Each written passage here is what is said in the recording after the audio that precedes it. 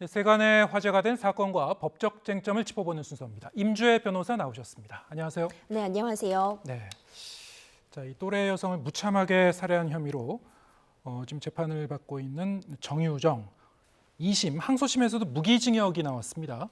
검찰은 애초에 이제 사형을 구형했었는데 자, 판결 결과 어떻게 보셨습니까? 네, 검찰에서는 1심과 2심 마찬가지로요. 가장 중한형이라고 볼 수 있는 사형을 구형했습니다. 하지만 최종적으로 일단 판단은 1심과 마찬가지로 2심에서도 무기징역이 선고가 되었는데요. 이 사건 잠깐 들여다보자면은 지난해 5월 26일 또래 여성을 집에서 흉기로 잔혹하게 살해하고 시신을 유기한 정유정은 심지어 실종으로 숨기려고 이제 혈흔이 묻은 가방을 유기하기까지 했습니다.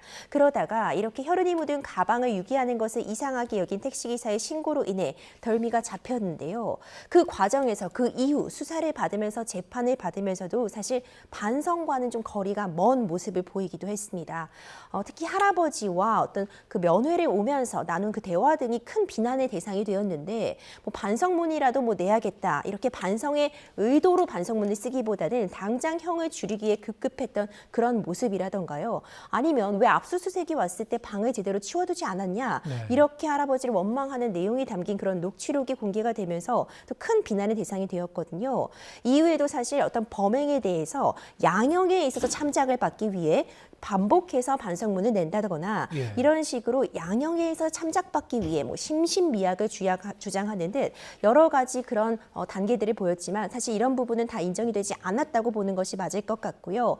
비난의 가능성은 매우 높지만 재판부에서도 사실상 살인이라는 것은 정말 중한 범죄로서 사실상 법정 최고형인 사형으로 다루어지는 것과 문제가 있는 것은 아니지만 예. 사형이라는 것이 우리나라가 특히 실질적으로는 사형 폐지 국가이고 여러 가지 현실적인 측면을 고려할 때 이제 사형을 내리지 않고 다만 더 최고형이라고 할 수 있는 무기징역을 선고하겠다고 밝혔고요.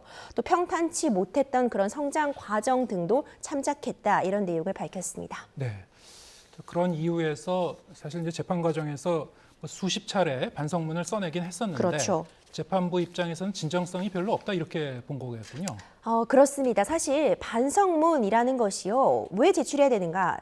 어떤 양형에 있어서 참작을 할 때 가장 중요하게 보는 부분이 그래서 실제로 이 행한 범죄에 대해서 내가 어느 정도 반성을 하고 있고 그에 따라서 어떤 교화나 재범의 우려를 불신시킬 수 있는가 이런 부분이 중점적으로 봐야 되는데 단순히 그냥 양형에 있어서 참작받기 위해 반복적으로 반성문을 써내는 것만으로는 재판부에서도 전혀 이 부분을 인정해주지 않거든요. 네. 사실상 반성문을 몇십 차례 냈다고 해서 이 부분이 바로 참작이 될 수 있는 것은 아니고요.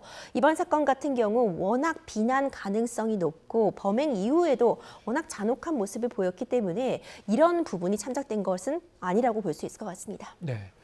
이 살인 범죄도 양형 기준으로 보면 뭐 여러 단계로 나뉜다고 그렇죠. 하는데요. 그 중에서 이제 가장 중한 그 범죄가 살인이 극단적 인명경시 살인.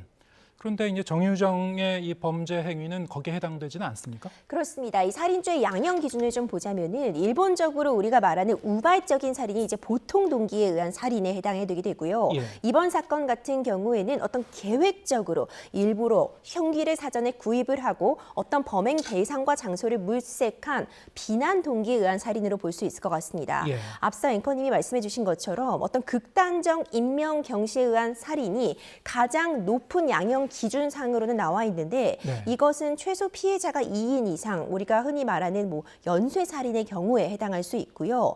중대범죄살인의 경우에도 이제 강간 등과 같은 성범죄를 동반한 경우가 이제 중대범죄에 의한 살인으로 양형 기준에 따라 분류가 되기 때문에 이번 사안 같은 경우는 계획적으로 어떤 범행을 주도한 비난 가능성이 높은 이런 비난 동기에 의한 살인으로 볼 수 있고 기본 법정형이 15년에서 20년 그리고 예. 가중적인 요소가 있을 때는 무기징역까지도 가능하거든요. 네. 이에 따라서 이제 재판부는 무기징역을 선고했습니다. 예.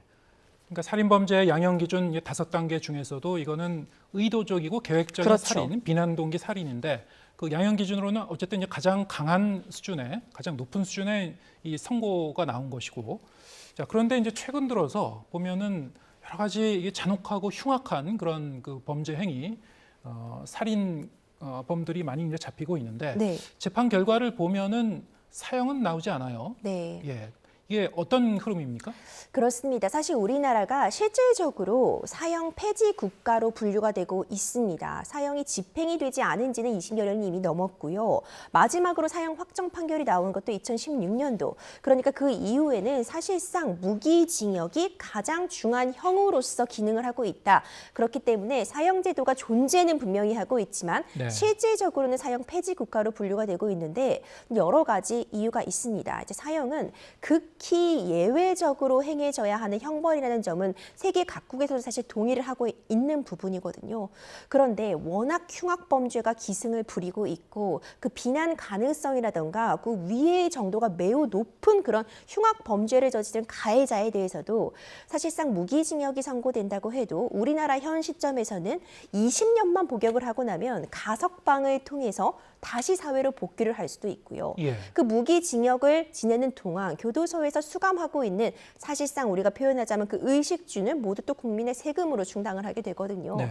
그렇기 때문에 과연 이 피해자 그리고 유족들에게는 정말 회복할 수 없는 그런 피해를 입히고도 이렇게 계속 이 교도소에서 살아가게 하는 것이 맞느냐. 심지어 최근에는 2명의 살인을 저지른 이후에 무기징역을 선고받고 30년 복역 후 가석방이 됐다가 네. 가석방 출소 이후에 세 번째 살인을 저질러서 다시 또 무기징역을 선고받았던 그런 사례도 있었습니다. 예. 이런 점을 본다면 이게 지금 가석방이란 제도 자체의 문제점, 무기징역이 있어도 가석방이 된다면 무기징역이 아닌 게 아니냐. 그런 것들 때문에 가석방 없는 무기징역 도입에 대한 목소리도 나오고 있고요. 이에 한 발 더 나아가서 실질적으로 사형이 폐지된 국가라고 해도 여전히 우리 헌법상, 우리 법상으로 사형제가 있는 것은 맞는 것이고 네. 이렇게 흉악범죄를 억제하는 측면에서 사형제도를 다시금 좀 부활해야 되는 것이 아니냐 이런 목소리까지도 나오고 있습니다. 예. 통계적으로 보더라도요. 무기징역을 선고받고 봉역하다가 가석방으로 이제 나오는 사람들이 해마다 한 2자리 숫자로 이제 계속 좀 이어지고 있습니다. 최근에도 보면은. 그렇죠. 이제 가석방이라는 것이요. 이제 사실은 필요한 제도는 맞습니다. 예. 우리가 형벌에 있어서 형벌의 그 기능, 목적은 여러 가지가 있을 수 있지만 일단 내가 저지른 죄에 대한 그에 상응하는 처벌을 받는 것이 가장 중요할 것이고요. 그 다음으로는 사실 교화, 교정의 목적도 굉장히 큽니다. 예. 이때 가석방이라고 하는 것은요, 이 교도소에 생활을 하면서 어떤 그 개선의 정이 아주 뚜렷하다거나 좀 모범적으로 이 수감 생활을 하는 경우에는 이에 따라서 이제 교정이 충분히 되겠다. 더 이상 재범의 우려가 훨씬 낮춰졌다고 보면은 가석방을 통해서 다시 한번 기회를 주는 그런 목적도 담고 있거든요. 네. 그렇기 때문에 이제 교정 생활을 잘 한다면, 교도소에서 착실하게 생활을 한다면 가석방이 실제로도 왕왕 이루어지고 있습니다. 최소의 예. 형기만 넘기면. 그런데 이렇게 반복적으로 해서 문제가 발생을 하고 심지어 가석방 기간 중에 금고 이상의 형이 선고가 되는 그런 범죄를 저지르면 가석방이 취소되어 이렇게 가석방이 취소되어 다시 복역을 하는 사례들, 다시 재범을 하는 사례들이 종종 발생하고 있기 때문에 이 가석방을 없애야 된다. 그러니까 종신형, 가석방이 없는 무기징역 도입해야 된다는 목소리에 힘을 얻고 있는 것입니다. 네. 자, 이 관련해서 이제 제도적 개선을 법무부가 이제 추진하고 있습니다만, 그렇습니다. 여기에 대해서 이제 좀 더 심층적인 사회적 그 공론화도 있어야 될 것 같은데, 또 다른 한편에서는요, 이게 위헌 소지가 있는 건 아니냐, 뭐 이런 의견도 있는 것 같습니다. 어떻게 보십니까? 그렇습니다. 이제 위헌적인 측면이 있다고 보는 부분에서는 앞서 말씀드린 것처럼 그 형벌의 기능에는 어떤 예. 처벌, 단순히 처벌뿐만이 아니라 교화와 교정도 있는데 이 부분의 교화와 교정에 대한 그런 가능성을 원천적으로 차단하는 것이 아니냐 이런 얘기가 나올 수 있고요. 결국 영구 격리라는 부분이 인권 침해가 사형제와 다르지 않다 이런 주장도 나오고 있는 것은 맞습니다. 네. 또한 지금 여전히 우리 지금 현행 형법 체계 하에서는 어떤 무기징역이 있고 그 위에 사형제가 존재하고 있기 때문에 가석방이 없는 무기징역을 도입하는 것이 이 사이에 어떤 이중처벌과도 같은 어떤 새로운 형벌이 들어가는 것이냐 이런 부분 때문에 여러 가지 이야기가 나오고 있거든요. 예. 하지만 일단 이렇게 얘기가 나온 시점은 어떤 우리 국민들의 법 감정에 상응하지 못하는 판결들이 나오고 있고 무기징역만으로는 어떤 그런 흉악범죄에 대한 억제가 제대로 되지 못하다고 대다수의 국민들이 생각하기 때문이기 때문에 이런 부분에 대해서 좀 더 사회적 합의를 통해서 이 가석방 없는 무기징역이 어떻게 효율적으로 운영이 될 수 있는지, 예외를 원천적으로 막을 것인지 아니면 극히 예외적인 사유로 어떤 가석방 없는 종신형을 도입해도 예외적으로 그 가석방이 가능한 걸 열어둘 수 있는 것인지, 이런 부분에 대해서는 제도적인 좀 합의가 필요해 보입니다. 그렇군요. 이 수용자에 대한 이제 관리도 상당히 좀 어려워지고 여러 가지 그렇죠. 고충도 있다. 반론도 좀 있는데요. 말씀하신 대로 어떻게 그러면 현실적으로 합의점을 찾아갈 것인지, 어떻게 절충할 것인지 외국 사례도 좀 참고해서 좀 논의를 해봐야 될 것 같습니다. 자, 이 대법원 양형위원회가 중요범죄 양형 기준을 이제 조정해서 이제 최종 의결을 했죠. 여러 가지 이 중요한 그 범죄에 대해서 이 양형 기준을 이제 강화했는데요. 네. 그 중에서도 특히 국가 핵심 기술을 해외로 빼돌리는 그런 사건들이 많이 있었는데 그동안 솜방망이 처벌 아니냐 이런 의견이 많았어요. 어떻게 앞으로는 양형 기준이 강화됩니까? 그렇습니다. 또 주요 범죄에 대해서 양형 기준이 대폭 신설되거나 상향이 되었습니다. 이 대법원의 양형 기준이라는 것이요, 판사가 판단을 내릴 때 보통 우리가 형벌 규정을 살펴보자면 5년 이하의 징역에 처한다, 10년 이하의 징역에 처한다, 이런 식으로 규정이 되어 있는데요. 그렇다면은 5년 이하로만 한다면 이게 1년을 내릴지 3년을 내릴지 아니면 5년을 선고할지, 이게 판사의 완전한 재량에 맡겨져 있는 것은 아닙니다. 네. 우리가 흔히 얘기하는 이 정도의 범죄에 대해서는 2년 정도를 내리는 것으로 한다. 이 정도의, 그거보다 더 비난 가능성이 높으면 4년을 내리기로 한다. 이것을 일종의 가이드라인처럼 만들어 놓은 것이 바로 양형 기준인데요. 네. 물론 판사가 이 양형 기준에 곧바로 구속되는 것은 아닙니다. 그러니까 이렇게 양형 기준, 가이드라인이 만들어져 있다고 100% 따라야 하는 것은 아니지만 네. 사실상 90% 정도는 이 양형 기준에 따라서 판단이 내려지고요. 만약 양형 기준과 다른 형량을 선고하게 되면 그 이유를 판결문에 기재를 해야 되기 때문에 사실상 양형 기준이 굉장히 중요한 역할을 하거든요. 이번에 신설되거나 대폭 상향된 그 범죄 조항들을 좀 살펴보자면 최근 사실 기술 유출이 굉장히 큰 문제로 떠올랐습니다. 우리나라의 우수한 기술력이 이제 해외로 유출되는 그런 사례들, 또 국내에서도 어떤 중소기업의 우수한 기술들이 다른 경쟁사로 유출되어 피해를 보는 사례들이 종종 발생을 했는데, 이 신기술이라는 것이 워낙 그 속도가 빠르다 보니까 한 번 유출이 되고 나면은 그 피해를 회복할 길이 없었거든요. 예. 그런데 이 부분에 대해서 너무 손방망이 처벌을 하는 것이 아니냐, 이런 지적이 계속돼 옴에 따라서 특히 정말 중요한 기술이라고 할 수 있는 국가 핵심 기술을 유출한 경우에는 최대 18년형까지 선고할 수 있도록 새로운 규정을 두었고요. 산업기술의 해외 유출에 대해서도 기존보다 6년 이상 그 최고 형량을 15년까지도 높여 놓았고, 영업비밀의 해외 유출의 경우에도 기존의 9년에서 12년으로 대폭 상향하는 모습을 보였습니다. 네.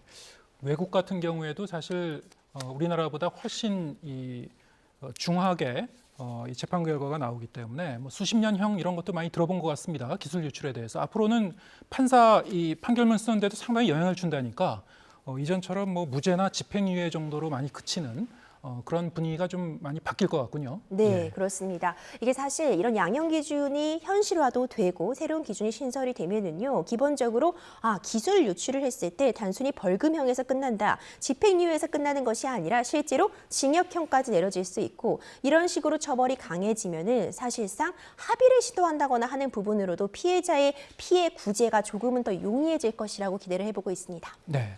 자, 스토킹 범죄 양형 기준도 이제 신설이 됐습니다.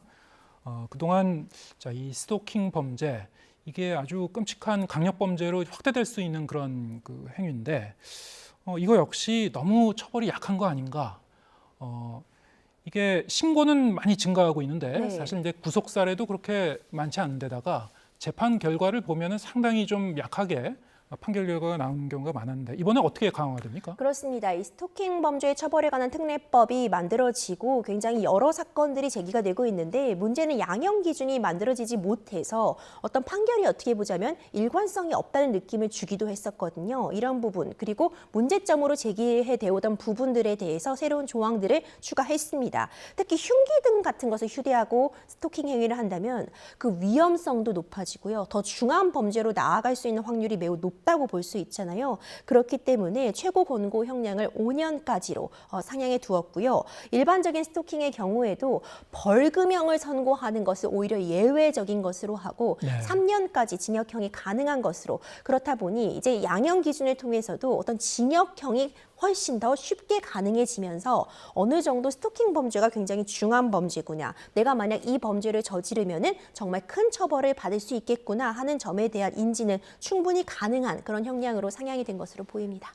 스토킹 범죄 유형에도 여러 가지가 있겠습니다만 이를테면 흉기를 들고 위협하면서 스토킹한다 이런 경우에는 그럼 앞으로 벌금형 정도는 안 나올 거다 이렇게 볼 수 있습니까? 그렇죠. 이제 예. 이런 경우에는 사실상 예외적인 사유에만 벌금형이 나올 수 있고 5년이 최고 권고 형량이 됐기 때문에 네. 사실상 그 스토킹 범죄가 위험하다고 계속해서 반복적으로 전문가들이 지적해 온 거는 더 중한 어떤 살인, 강간 등의 주운 예. 범죄로 나아가는 전조 증상으로 볼 수 있거든요. 예. 이런 부분에 있어서 좀 확실하게 억제책이 될 것으로 그래도 기대를 해보고 있습니다. 네.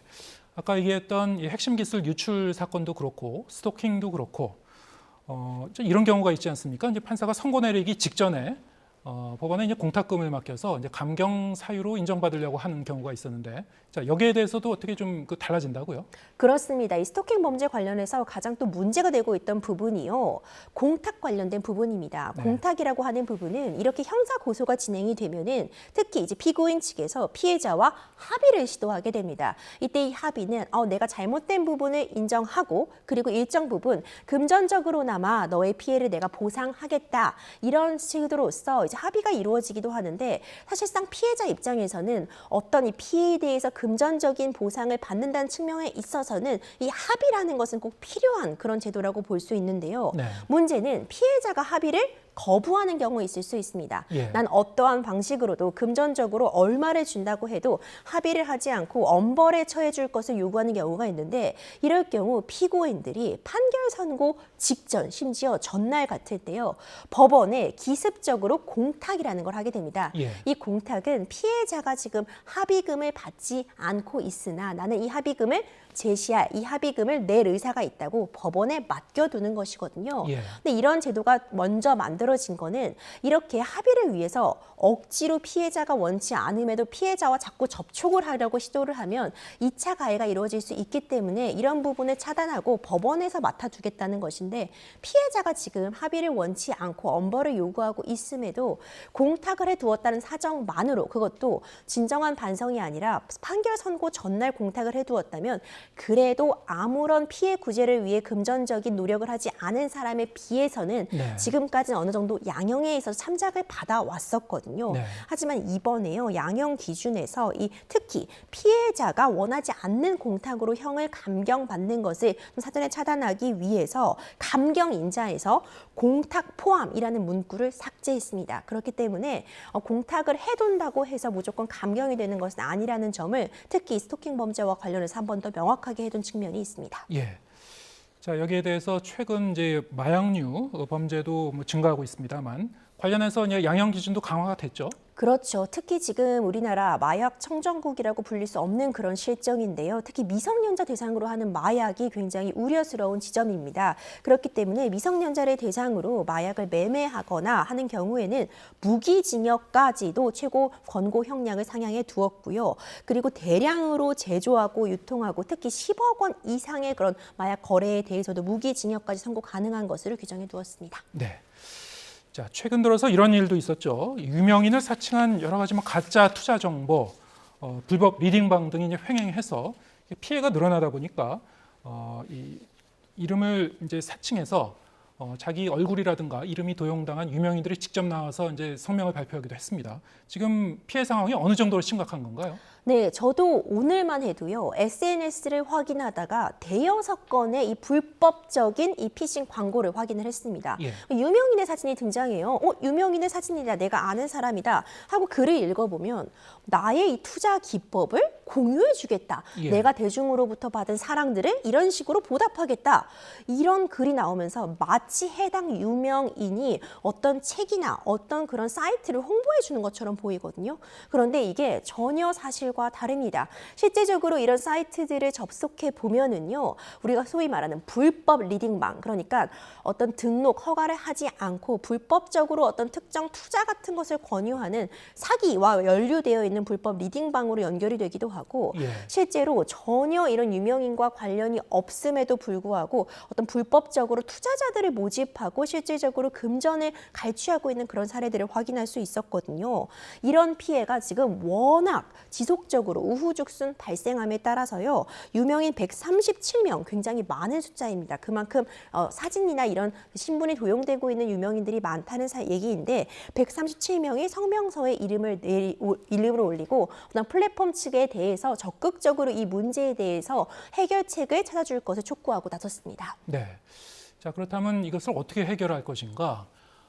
플랫폼에 어떤 그 광고가 뜨면은 그 링크로 이제 따라 들어가면은 또 이러니까 채팅방으로 연결이 되는 그렇죠. 거 아니겠습니까? 거기서 뭐 악성 앱 가입을 유도하기도 하고 뭐 입금을 요청하기도 하고 이래서 이제 피해가 발생하는 건데, 그러면 그 관련 계좌를 즉시 정지시켜 버린다거나 어떤 처벌할 수 있는 어떤 강력한 법적 근거도 있어야 될 것 같은데 어떻게 보십니까? 일단 기본적으로 우리가 보이스피싱에 연루가 되면은요, 보이스피싱 연루 계좌에 대해서는 바로 지급을 정지해 놓고, 그러니까 우리가 얼린다고 표현하는데 예. 그 계좌를 바로 딱 얼려버려서 피해 자금이 다른 곳으로 빠져나가지 못하게 하는 그런 규정이 통신사기 피해 환급법에 들어 있습니다. 그런데 이번 사건 같은 경우에는요, 사실 일반적인 보이스피싱과는 또 다르거든요. 불법적인 사기 부분은 맞는데, 그렇기 때문에 피해자들이 어떤 이런 불법적인 광고를 보고 들어가서 사기 피해를 받았다고 해서 바로 지금 뭐 지급 정지가 된다거나 하는 그런 조치를 취하기가 어려운 측면이 있고요. 예. 문제는요, 지금 이렇게 문제가 있다는 점은 충분히 인식이 되고 너무나도 많은 시민들이 이 광고를 보고 있는데, 삭제를 요청하는 그 순간에도 새로운 광고가 수백 건, 수천 건 계속 등장하고 있는 겁니다. 예. 이 유명인들도 얘기하는 것이, 아무리 해당 플랫폼 중에 사책을 요청해서 하루에 10건, 20건을 삭제해도 100건, 1000건, 10,000건이 새로 등장을 하니까 지금 막을 길이 없는 거죠.